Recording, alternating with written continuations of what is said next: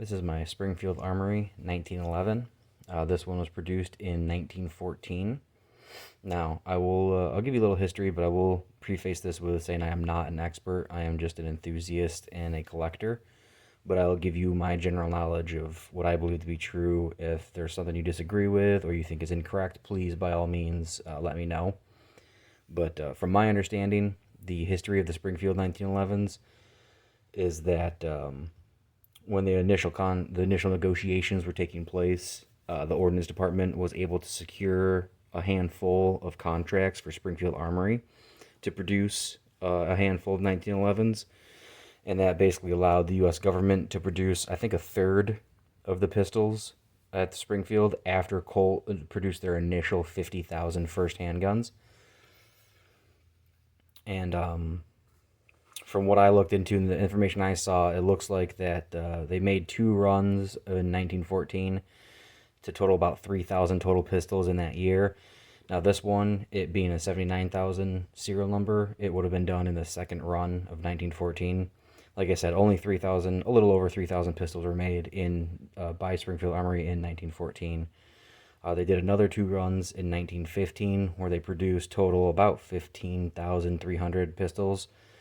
In 1916, they did two runs and they produced just under 5,000. And then they did their last one run in 1917 to produce a little about almost 2,400.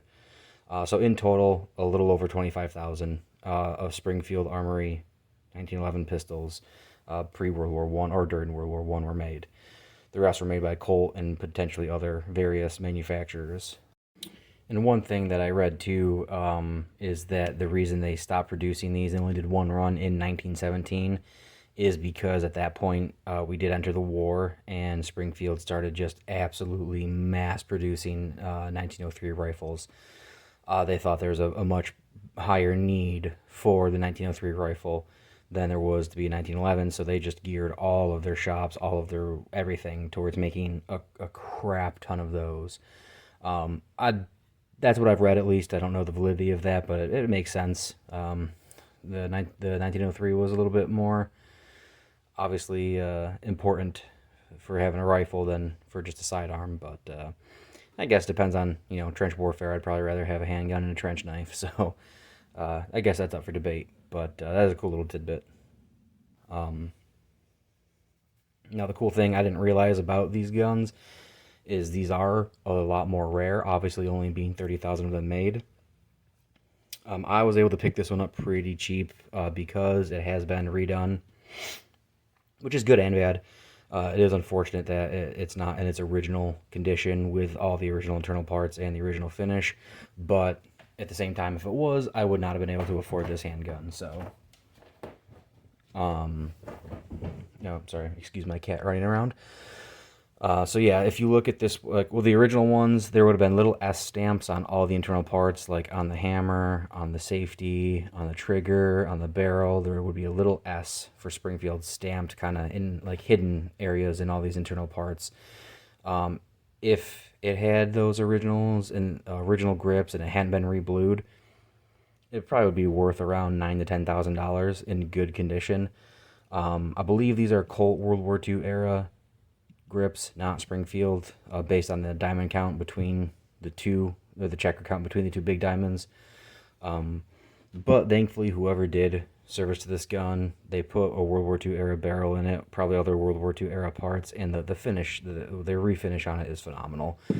A lot of times, if you see one of these guns refinished, they really muck up all this information here, and it's hard to make out. So whoever did this did a phenomenal job where everything is still very crisp and legible. So you can see here, patented April 20th, 1897, a little more information on that. United States property here on the frame. Springfield Armory, USA. It still has the Ordnance flaming bomb here, one on the frame and one on the slide. Nice and crisp on that. And then on this side here, it's a little harder to make out. It's probably the worst grit in marking on here, and it's still in pretty good condition. You just got to kind of get it in the right light. But it is the Springfield Armory Spread Eagle.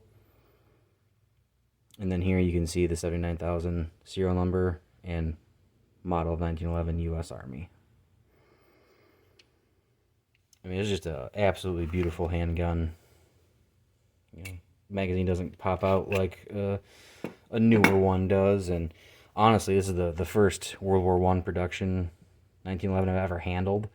And I have a Rock Island Armory 1911, which is newer and cheap, but it is made like the old GI standards, very simple. I was surprised at how stout this spring is compared to that Rock Island. I mean, just even that is so much more stout than that other spring. But and we are clear, just for all you safety guys out there. Everything functions on this as it should.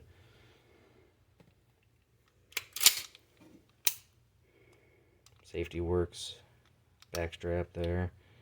A cool thing on that I didn't realize either about these is I think at one point they did like 3 major changes during their productions at Springfield. I can't remember all of them. Like I said, I'm not an expert, but one of them I think I'd heard people complaining about.